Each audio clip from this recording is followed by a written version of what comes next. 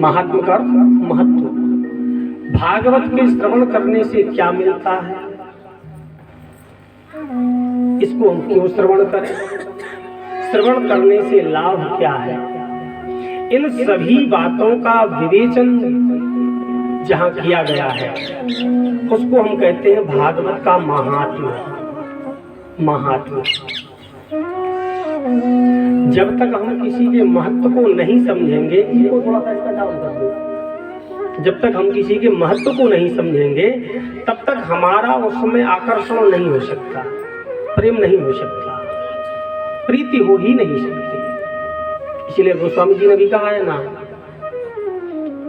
जाने बिनु ना होए परतीति, जाने बिनु न होय परतीति, जाने बिनु ना होए परतीति, जाने बिनु न होय परतीति, बिनु परतीत होए नहीं प्रीति, बिनु परतीति होय नहीं प्रीति, प्रीत बिना नहीं भगति दृढ़ाए, प्रीत बिना नहीं भगति दृढ़ाई, जिमित गे सजल गए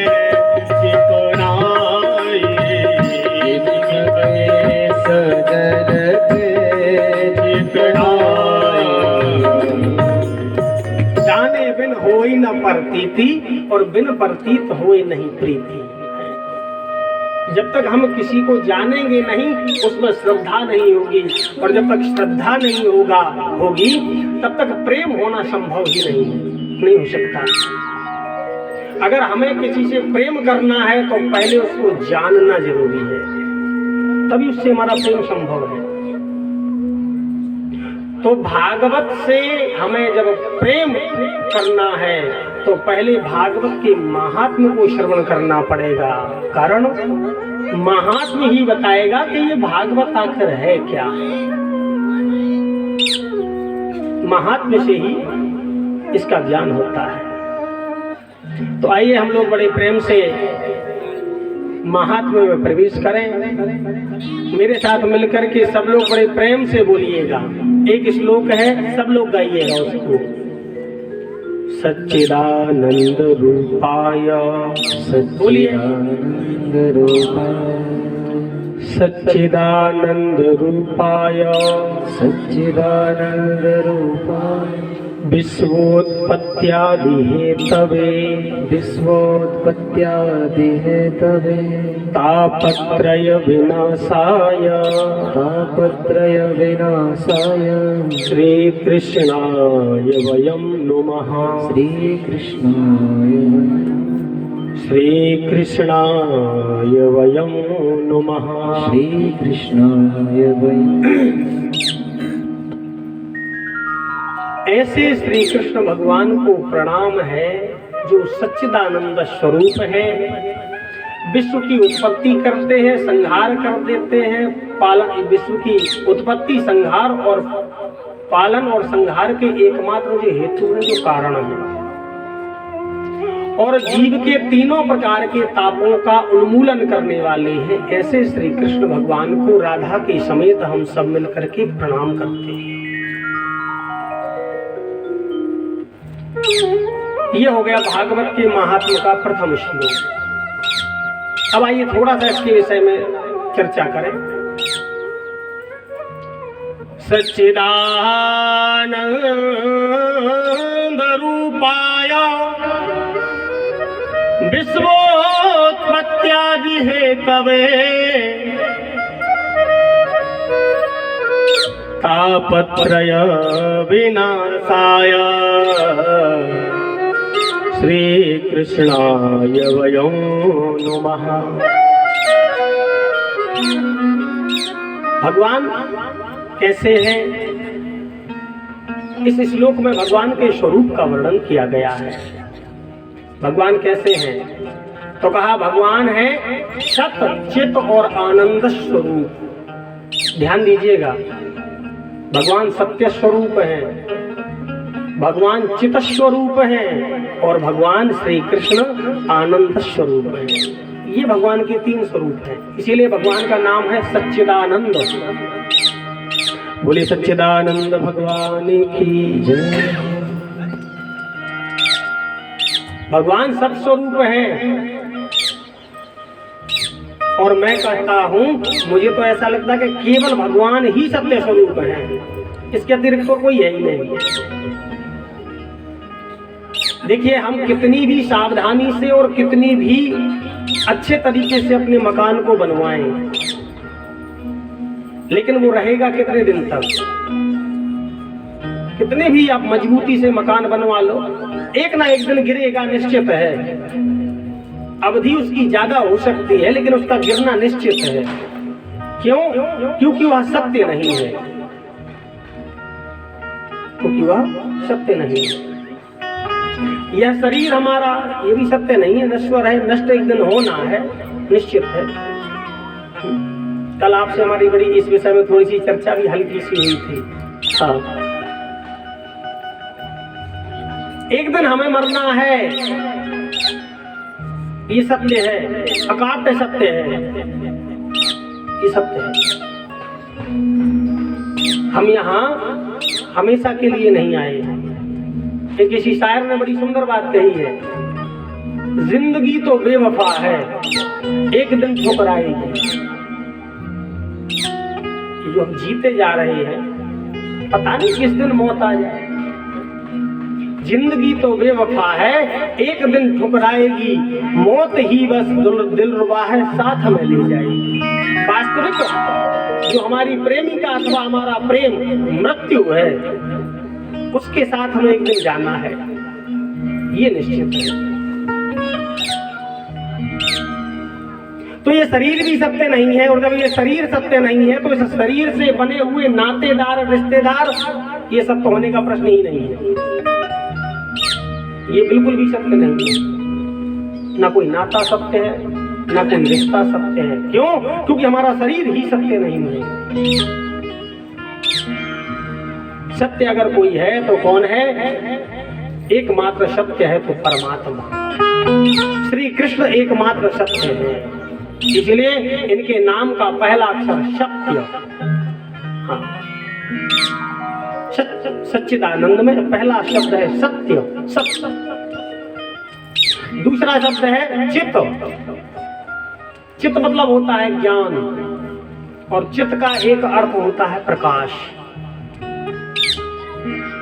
चित्त का एक अर्थ ज्ञान भी होता है और एक अर्थ उसका प्रकाश भी है। अभी जैसे थोड़ी देर बाद अंधेरा हो जाएगा, हमें कुछ पढ़ना है तो हम पढ़ नहीं पाएंगे। क्यों? क्योंकि हमें प्रकाश की आवश्यकता है। बगैर प्रकाश के हम नहीं पढ़ सकते, बगैर प्रकाश के हम नहीं देख सकते। लेकिन भगवान स्वयं प्रकाश स्वरूप है, और ऐसे नहीं, ऐसे प्रकाश स्वरूप है कि जो भुवन भास्कर भगवान सूर्य को भी जो प्रकाश देते हैं, इतने प्रकाशवान है परमात्मा श्री कृष्ण। इसलिए वह चित स्वरूप है, चित स्वरूप है भगवान। अच्छा, दूसरा चित का अर्थ होता है ज्ञान। ज्ञान अखंड एक सीतावर। भगवान ज्ञान स्वरूप है और अखंड ज्ञान स्वरूप है। हम लोगों का ज्ञान कभी कभी आता है, कभी चला जाता है, तो ऐसा काम कर देते हैं, फिर बाद में लगता है अरे राम राम क्या कर दिया हमने, बाद में पछतावा होता है। क्यों? क्योंकि उतने समय हमारा ज्ञान लोप हो गया, उतने समय हमारा विवेक ने काम नहीं किया, साथ नहीं दिया। लेकिन परमात्मा का जो ज्ञान है वह सतत लगातार एक जैसा रहता है, इसलिए वह चित स्वरूप है। चित्त का एक अर्थ होता है चैतन्य। चैतन्य मतलब भगवान जड़ नहीं है, भगवान जड़ नहीं है, भगवान चैतन्य है। ये दुर्भाग्य हमारा है कि हम पूछते हैं ये जो ठाकुर जी की मूर्ति है ये किस धातु की है। हमने कह दिया कि ठाकुर जी की मूर्ति काय की है, तो किसी ने कहा पत्थर की। बस भगवान कहते हम पत्थर ही है तुम्हारे लिए, क्योंकि तुम हमें चैतन्य मान ही नहीं रहे हो। तुम मानते ही नहीं हो कि हमारे अंदर भी प्राण है, हम कुछ कर सकते हैं। तुम कहते हो हाँ भगवान की मूर्ति बड़ी अच्छी है, हाँ तो भगवान भी कहते हैं हम भी मूर्ति है, तुम चिंता मत करो, तुम पूछते रहो, खूब सिर पटको, होना जाना कुछ नहीं है। क्यों? क्योंकि तुम हमें मूर्ति मानते हो। और एक बार जब हम कह रहे हैं ठाकुर जी का शरीर कितने सुंदर ठाकुर जी हैं, तब भगवान बड़े प्रसन्न होते हैं। हाँ इसने हमें माना कि मैं भगवान हूँ। एक बार क्या हुआ, एक भक्त था, वो एक महात्मा के पास गया। उसने पूछा कि महाराज सबसे जल्दी कौन से देवता प्रसन्न होते हैं, हमें वरदान चाहिए। प्रेम से कहिए राधे राधे, एक बार और कहिए राधे राधे। तो महात्मा ने कहा गणेश जी जल्दी प्रसन्न हो जाते हैं। तो एक गणेश जी की इतनी बड़ी प्रतिमा लेकर के आया, ऐसे रख दी एक अलमारी में। अब उनकी खूब पूजा करे, उनको भोग लगाए, लड्डुओं का भोग लगाए महाराज, अगरबत्ती लगाए, सब करे। गणेश जी प्रसन्न नहीं हुए, 1 महीना हो गया। तो बाबा के पास फिर गए, अरे बाबा कैसे, कौन से देवता बताए तुमने, हमें 1 महीना से पूज रहा हूँ, अभी तक प्रसन्न ही नहीं हुए। दूसरा कोई बताओ, ये ठीक नहीं है, ये हमारे लायक नहीं है, दूसरे कोई देवता बताओ। तो बाबा ने कहा काम करो, शंकर जी भी जल्दी प्रसन्न हो जाते हैं, शंकर जी की पूजा करो। तो उसने क्या किया, ऊपर की अलमारी में रख दिया गणेश जी को, अब तुम काम के नहीं हो। और नीचे जहाँ मंदिर था वहां नीचे की अलमारी में उसने रखा शिव जी को। अब शिव जी को महाराज को आरती लगाता, आरती करता, जल चढ़ाता, पूरी पूजा करता विधिवत। एक दिन उसने क्या देखा कि अगरबत्ती उसने शंकर जी भगवान के सामने लगा दी थी। अब उस अगरबत्ती का धुआं ऊपर जा रहा था और गणेश भगवान की सूंड से टकरा रहा था। उसने कहा देखो ये गणेश को देखो, मैंने ये अगरबत्ती लगाई तो भगवान शंकर को है, लेकिन देखो ये सूंड से खींच रहा है, अगरबत्ती के धुएं को सूंड से खींच रहा है। उसने उठाई रुई और गणेश जी की नाक में लगा दी, खींचने नहीं दी। और जैसे ही गणेश जी की नाक में लगाई महाराज गणेश भगवान प्रसन्न हो गए, कहते हैं हाँ वरदान मांगो, क्या चाहिए। उसने कहा अरे बाबा हमारी समझ में नहीं आई, जब तक तुम्हें पूज रहा था तो तुमने दर्शन नहीं दिया, वरदान मांगने को कहा नहीं, आज जब मैंने तुम्हारी नाक में रुई लगा दी तब तुमने दर्शन दे दिया। कितनी सुंदर बात भगवान ने कही, वही मैं आपसे कह रहा था। गणेश जी कहते हैं देखो भैया अभी तक तुम हमें मूर्ति मान करके पूज रहे थे, सो मैंने दर्शन नहीं दिए, पर आज तुमने जब मेरी नाक में रुई लगाई तो तुम्हें इस बात का ज्ञान हो गया कि गणेश धुएं को खींच रहे हैं, गणेश खींच भी सकते हैं, मतलब ये केवल मूर्ति नहीं है, ये कर भी सकते हैं कुछ। ये मैं तुम्हारे इस भाव से प्रसन्न हो गया, बस यही बात है। अगर हम भगवान को जड़ मान करके पूजा करेंगे, केवल मूर्ति है, बस वो पूजा और वो भक्ति सार्थक नहीं है, मूर्ति नहीं है। हमारे वृंदावन में इसीलिए मूर्ति शब्द का प्रयोग है ही नहीं। हमारे वृंदावन में तो वैसे भी नन्हे से बालक के रूप में पूजा की जाती है कन्हैया की। तो कोई कहता है कन्हैया, कोई कहता है लाला, लाला की पूजा कर लो। मूर्ति शब्द का प्रयोग नहीं है, क्योंकि भगवान मूर्ति मतलब जड़, और भगवान कहते हैं मैं जड़ नहीं हूं, मैं चैतन्य हूं। चींटी के पग नूपुर बाजे तो भी साहिब सुनता है, इतने चैतन्य है भगवान। एक चींटी भी, नन्ही सी चींटी अपने पैर में एक नन्हा सा नूपुर, छोटा सा नूपुर बांध के भगवान के नाम पर नाच दे तो भगवान को उस छोटे से नूपुर की भी आवाज सुनाई देती है, इतना चैतन्य है। जब जरूरत पड़ती है तो भक्तों को प्रसन्न करने के लिए कभी राम रूप में, कभी कृष्ण रूप में अवतार लेकर के आता है। दर्शन देता है, खेलता है। क्यों? क्योंकि भगवान चित स्वरूप है, जड़ नहीं है भगवान। प्रेम से कहिए राधे राधे। और तीसरा शब्द है आनंद। आहा, भगवान आनंद स्वरूप है भगवान, और भगवान ही आनंद स्वरूप है। जो आनंद सिंधु सुख राशि, जो आनंद सिंधु सुख राशि करते त्रैलोक सुपाते करते त्रैलोक सुपाते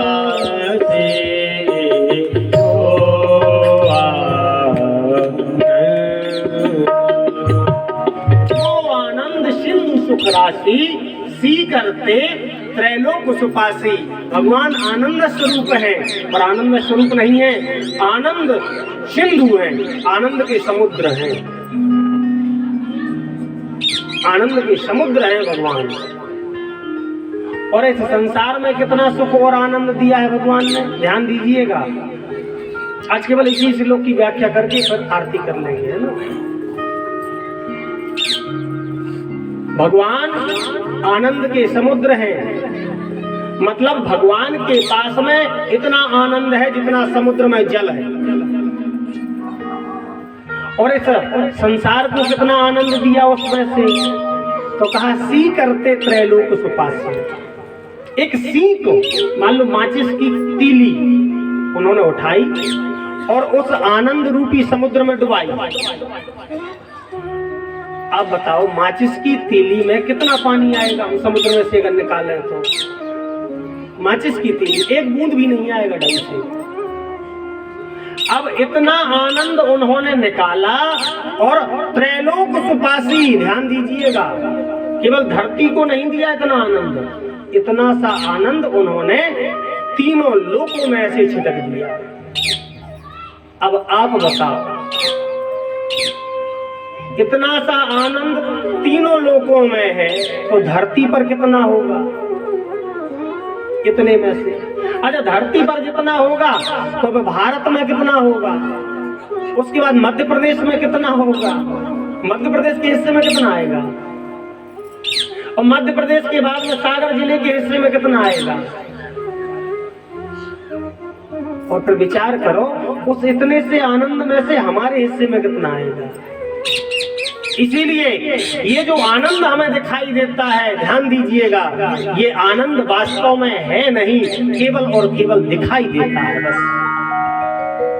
संसार में आनंद नाम की कोई चीज है नहीं। हमें क्या लगता है, हमें लगता है अरे कोई अच्छी सी नौकरी लग जाए तो आनंद आ जाए, लगता है ना। अच्छा, भगवत कृपा से नौकरी लग गई, अब बताओ आनंद आपका वह कितनी दिन तक रहा। आपकी इच्छा थी हमारी नौकरी लग जाए तो आनंद आ जाएगा, नौकरी लग गई, अब तो आपको हमेशा आनंदित रहना चाहिए, कभी दुखी नहीं होना चाहिए, पर ऐसा नहीं है। अब इच्छा हो जाती नौकरी तो लग गई, अब बढ़िया सा मकान और बन जाए तब आनंद आएगा। अभी तक नौकरी में जो आनंद आ रहा था, अब वही आनंद बदल गया, मकान में दिखने लगा, मकान भी बन गया। अब तो बस भैया ब्याह है जाए तब मजा आएगा, तब आनंद आएगा। चलो ठाकुर की इच्छा से, भगवत इच्छा से वो भी हो गया। अब कार आ जाए बढ़िया सी, वो भी मिल गई। हमें जिस वस्तु में आनंद आना है वो सारी वस्तुएं हमें मिलती जा रही हैं। आनंद को हम खोजते खोजते महाराज मर जाते हैं लेकिन आनंदित नहीं हो पाते। क्यों? क्योंकि आनंद संसार में है ही नहीं। संसार में आनंद है ही नहीं, तो मैं मिलेगा कहां से? केवल देखने को है, दिखाई जरूर देता है, इसमें आनंद है, उसमें आनंद है, वस्तुतः आनंद है कहीं नहीं। एक बार क्या हुआ, एक पिता ने अपने पुत्र से कहा जाओ बेटा आम ले आओ। वो आम लेने चला गया, 2 किलो आम लेकर के आया। बेटा ने कह दिया बाल्टी में डाल दो, जब ठंडे हो जाएंगे तब खाएंगे। बेटा गया बाल्टी में डाल दिए। आधा 1 घंटे बाद कहा लाला वो लेकर गया वो बाल्टी, अब आम खाए जाए। अब उस आम की बाल्टी में जब हाथ डाला तो उसमें एक भी आम नहीं, मिट्टी ही मिट्टी। पिता ने कहा कहां से आम लेकर के आया? चल उस दुकान पे मुझे बता। बेटा साथ में गया और कहा पिताजी इस दुकान से मैंने आम खरीदे थे। दुकानदार को बड़ी जोर से डांटने लगा वहां व्यक्ति, कैसे आम दे दिए हमारे बेटे को, छोटा समझ करके तुमने बेवकूफ बना दिया, कैसे आम दिए, सारे के सारे मिट्टी हो गए। तो दुकानदार कहता है भैया थोड़ा धैर्य धारण करो, मेरी बात सुनो, चलो थोड़ा बाहर चलो, दुकान के बाहर। और अपना जो दुकान का बोर्ड है उसको पढ़ाया, कहा इसको पढ़ो, इस पे क्या लिखा है। उस पर लिखा था नकली फलों की दुकान। वहाँ आम, संतरा, मौसमी, सेब, केला हर एक फल मिलेगा, लेकिन होंगे सारे के सारे मिट्टी के, उनको हम खा नहीं सकते। देखने में तो बिल्कुल केला केले जैसा लगेगा, सेब सेब की तरह लगेगा, लेकिन हम उसका उपभोग करके आनंद नहीं ले सकते। क्यों? क्योंकि वो मिट्टी के हैं, उसको कहते हैं शोपीस है। बस इसी प्रकार से संसार में हमें आनंद दिखाई तो देता है, फलों की तरह दिखाई तो देता है, लेकिन खा करके हम आनंदित नहीं हो सकते, उसका उपभोग नहीं कर सकते। क्यों? क्योंकि वास्तव में तो संसार में आनंद है ही नहीं। इसीलिए गीता में भगवान ने कहा है ये संसार क्या है, कहा दुखालयम शाश्वतम। ये संसार क्या है? दुखालय है, सुखालय नहीं है, ये दुखालय है।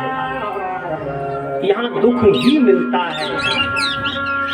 दुख के बीच में थोड़ी बहुत देर को हमें किसी प्रकार का सुख मिल जाता है तो हम प्रसन्न हो जाते हैं, बाकी पूरा जीवन महाराज दुख ही दुख है, क्योंकि ये दुखालय है। परंतु परमात्मा कैसे हैं? तो कहा सच्चिदानंद, आनंद स्वरूप है भगवान।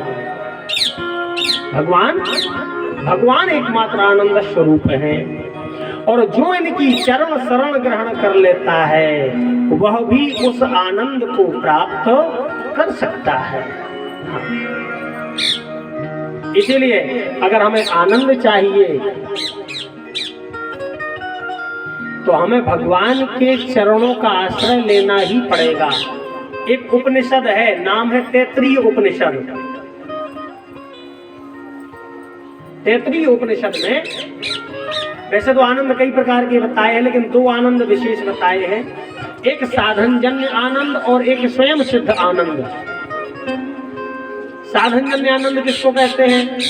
कहा साधन के नष्ट होने पर आनंद खत्म हो जाए, वो साधनजन्य आनंद है।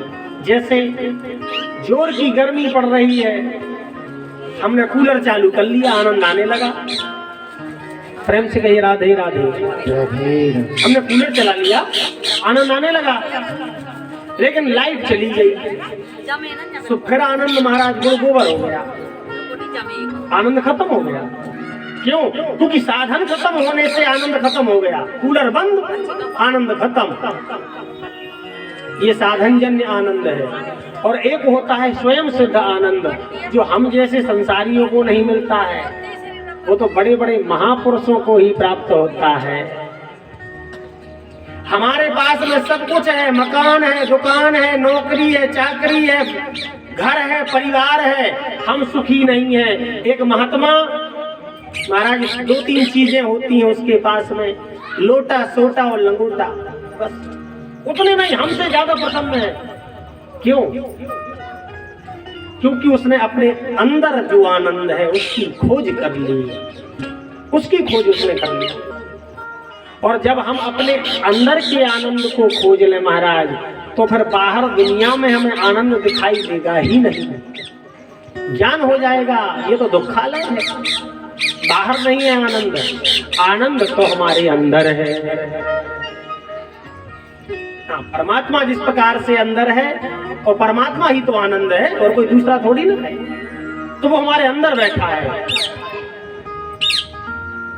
कस्तूरी कुंडली बसे, मृग ढूंढे वन माही, ऐसे घट घट राम है, दुनिया जानत ना। अरे भैया, आनंद हमारे अंदर बैठा है, परमात्मा आनंद रूप में हमारे अंदर बैठा है। पर जिस प्रकार से एक मृग जिसकी नाभि में कुंडली में नाभि में कस्तूरी आ जाती है, उसकी सुगंध से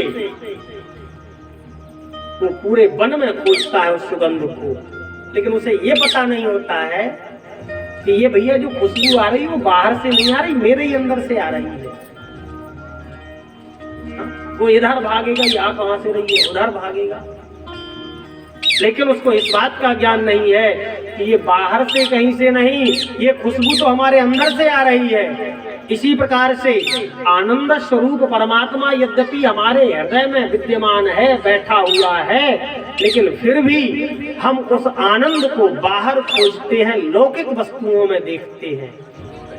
परंतु बाहर ना खोज करके जिस दिन हमने अपने अंदर खोजना प्रारंभ कर दिया, उसी दिन हम आनंदित हो जाएंगे और भगवान के बड़े प्यारे हो जाएंगे। तो भगवान का स्वरूप क्या है? कैसे है भगवान? कैसे है? सच्चिदानंद, सत चित और आनंद, 3 स्वरूप भगवान के हैं। सच्चिदानंद रूपाय विश्वोत्पत्त्यादि हेतवे, भगवान करते क्या हैं? तो कहा विश्व की उत्पत्ति करते हैं, पालन करते हैं और प्रलय कर देते हैं। तो भैया हम क्या करें? तो कहा इनका भजन करो। क्यों भजे? हम लोग स्वार्थी है ना। 2 अगरबत्ती भी भगवान को लगाते हैं तो हे भगवान हमारे बेटे की नौकरी लगा दीजिए। 2-1.5 पैसे की अगरबत्ती में नौकरी चाहिए है? स्वार्थी है हम लोग, बगैर स्वार्थ के कोई कार्य नहीं करते।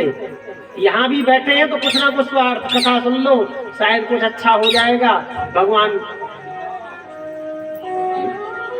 स्वार्थी है, हम लोगों के बराबर पाखंडी और स्वार्थी कोई है ही नहीं।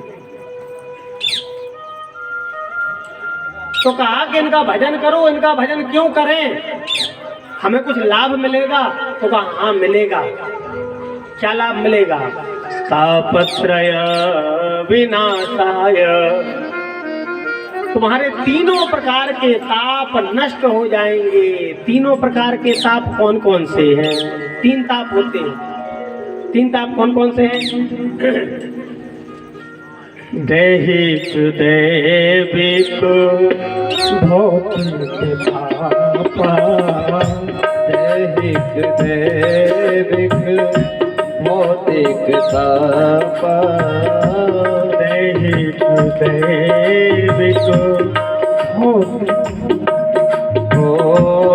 दैहिक दैविक भौतिक ताप, राम राज्य आओ नहीं पापा, राम राज्य आओ नहीं प्यार।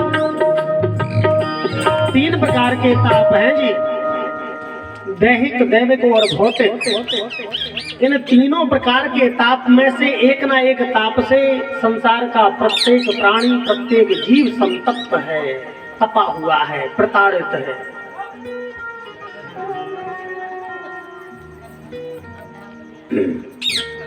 कोई तन दुखी कोई मन दुखी, कोई धन बिन रहत उदास। यही तो ताप है, और क्या कष्ट है किसी को? इनके अलावा कोई कष्ट होता है किसी को? कोई तन दुखी। महाराज खूब पैसा भगवान ने दिया है, कोई चिंता नहीं है। हाँ, और घर परिवार में भी सब कुछ बढ़िया है, बिल्कुल कोई कष्ट नहीं है। पर महाराज क्या करेंगे, घुटने साथ नहीं देते, बैठ जाओ तो उठ नहीं पाते। गठिया बात हो गई, जोड़ों में दर्द हो गया, इससे बहुत परेशान रहते हैं। कोई तन दुखी, ये तन का दुख है, शारीरिक कष्ट। कोई मन दुखी। महाराज एकदम हष्ट पुष्ट हूं, किसी भी प्रकार का कष्ट नहीं है शरीर को। तो भगवान की कृपा से धन भी खूब है, लेकिन क्या करें, बेटा बात नहीं सुनता। बस बेटा मेरी बात मानते नहीं। बहुओं से पानी मांगो तो महाराज पानी नहीं मिलता। मानसिक कष्ट, मन से दुखी है। कोई तन दुखी, कोई मन दुखी, और कोई धन में न रहा तो उदास। महाराज इससे तो सब यही दुखी है जिसके पास में वो भी दुखी है। नहीं, और आन दो, और आन दो, अभी तो कसर है, अभी तो बहुत कमी है। कोई धन में न रहा तो उदास। तो ये तीन प्रकार के जो ताप हैं, इनसे भी भगवान मुक्ति देते हैं, इसलिए इनका भजन करना चाहिए। और ऐसे भगवान श्री कृष्ण जो सच्चिदानंद स्वरूप हैं, विश्व की उत्पत्ति आदि करते हैं और संहार आदि करते हैं, जीव के तीनों प्रकार के तापों को नष्ट करते हैं, ऐसे भगवान श्री कृष्ण को, राधा जी के समेत भगवान श्री कृष्ण को हम सब लोग नमस्कार करते हैं। बोले बाल कृष्ण लाल की जय।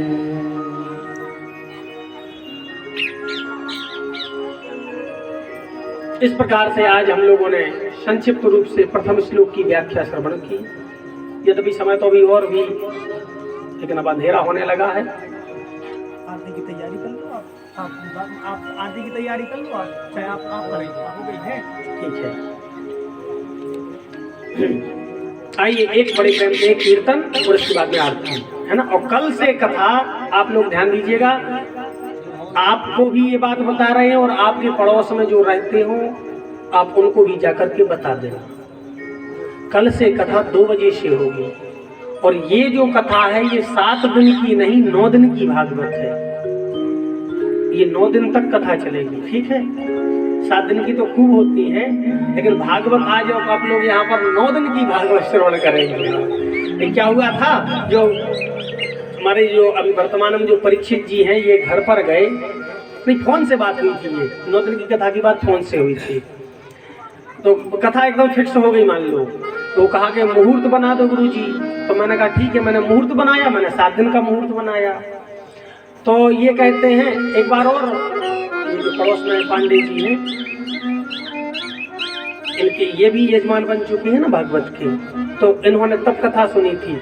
समय के अभाव के कारण से सुदामा चरित्र नहीं हो पाया था, तो कहने लगे कि हमने सुदामा चरित्र नहीं। ठाकर कहते हैं हो गए राधा रानी के, हम हाथ उठाकर कहते हैं हम हो गए राधा रानी के।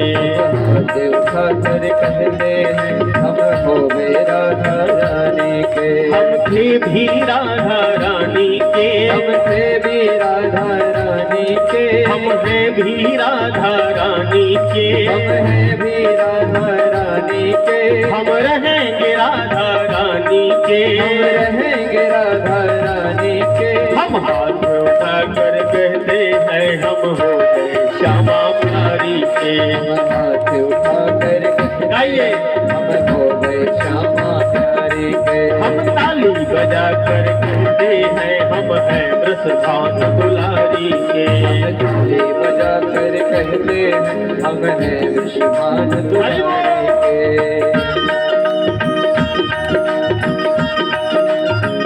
हरि बोल श्री राम श्री राम।